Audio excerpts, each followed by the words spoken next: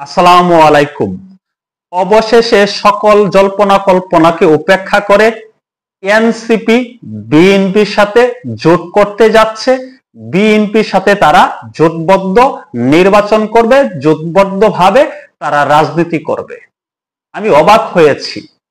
আজকে বিএনপির স্থায়ী কমিটির সদস্য সালাউদ্দিন আহমেদ বলছেন এনসিপির সঙ্গে রাজনৈতিক আলোচনা হচ্ছে, তবে বিএনপি আর এনসিপি জোটভুক্ত হবে কিনা সেটা দেখতে অপেক্ষা করতে হবে।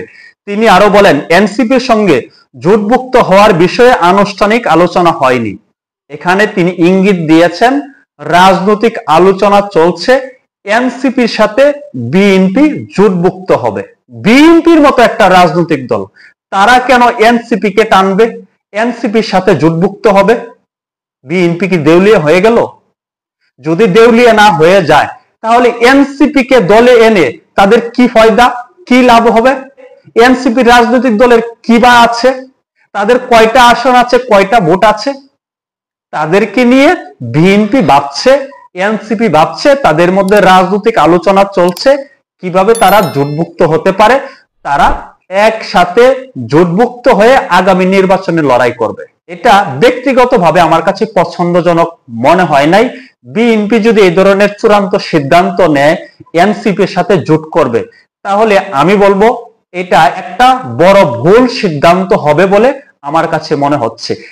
এনসিপির প্রত্যেকটা নেতা বিতর্কিত, সেই বিতর্কিত নেতাদের কেন জোটে নিতে হবে? সেই বিতর্কিত রাজনৈতিক দলকে কেন ভোটে নিতে হবে? তাহলে কি বোঝা যাচ্ছে এনসিপি তলে তলে অনেক কিছু করার সাধ্য আছে? তাহলে কি বোঝা যাচ্ছে এনসিপি তলে তলে অনেক কিছু অর্জন করেছে? তারা একটা মেকানিজম করেছে এই দেশে, তারা একটা কিছু করতে পারে, সেই সক্ষমতা তাদের আছে। বিএনপি যদি তাদেরকে জুটে নেয় তাহলে তো এটাই প্রমাণিত হয় এনসিপির যে সকল নেতারা আছে তারা কে কোন জায়গা থেকে এককভাবে নির্বাচন করে সেখান থেকে জয়লাভ করতে পারবে। একটা আসন আছে, আপনি বলতে পারবেন তাদের একটা আসন থেকে জয়লাভ করার সক্ষমতা আছে? এটা আমার কথা না, রাজনৈতিক বিশ্লেষকদের কথা, সাধারণ মানুষের কথা, যে এই এনসিপির নেতারা এককভাবে নির্বাচন করলে কোনো আসন থেকে জয়লাভ করতে পারবে না। আর সেই দলের নেতাদেরকে নিয়ে, সেই দল নিয়ে জোটভুক্ত হওয়ার চিন্তা করছে বিএনপি। বিএনপি যদি এই ধরনের চিন্তা করে, তারা যদি চূড়ান্ত সিদ্ধান্ত নেয়, তাহলে আমি একজন ছোট মানুষ হিসেবে বললাম এজন্য বিএনপিকে প্রায়শ্চিত্ত করতে হবে, এই ভুলের মাসুল দিতে হবে। এই এনসিপি নেতারা বিতর্কিত, বিষয়টা কিন্তু মাথায় রাখতে হবে। এখন বিএনপি ভাবতে পারে তারা বিপ্লবী, তারা 24-এর গণ অভ্যুত্থানের শক্তি, এই জন্য তাদেরকে আমরা সঙ্গী করব, সারা বিশ্বের কাছে একটা গ্রহণযোগ্যতা পাওয়া যাবে, বিশ্ববাসীকে দেখানো যাবে যারা বিপ্লব করেছে, যারা বিপ্লবী, যারা অভ্যুত্থান ঘটিয়েছে তারা আমাদের সাথে একত্রিত হয়েছে।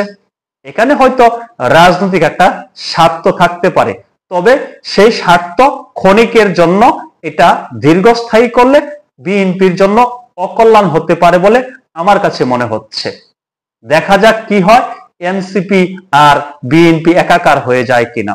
সকলে ভালো থাকবেন, আল্লাহ হাফেজ।